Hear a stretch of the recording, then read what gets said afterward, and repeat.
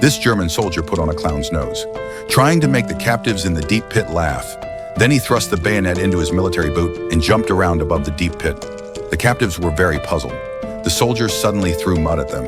One of the captives felt insulted, so he picked up a stone and threw it at the soldier. The rifle in the soldier's hand accidentally fell into the deep pit. The captives quickly picked up the rifle and then aimed the gun at the soldier.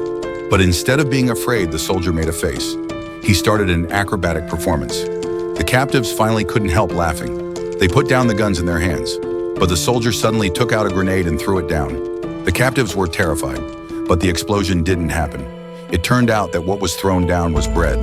The captives picked up the bread and filled their stomachs. Then the soldier took out some apples and started juggling. The apples fell into the pit one after another. The captives let down their guard and voluntarily returned the gun to the soldier. The soldier told them to keep hope in their hearts and then left. But his expression soon became serious, because the captives were going to be executed.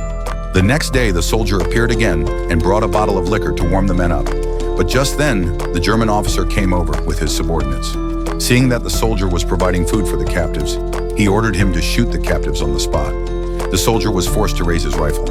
Looking at the terrified eyes of the captives, he finally couldn't bear to pull the trigger and threw away the rifle in his hand.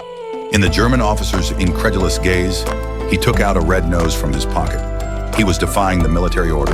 The German officer raised his gun and pulled the trigger, shooting the soldier. The soldier was originally just a performer in a circus, but he was ordered to be pushed into the battlefield and was finally killed by his own people.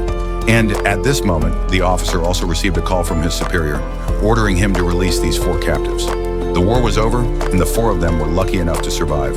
One of the captives chose to become a clown, not to be funny, but to remember that German soldier.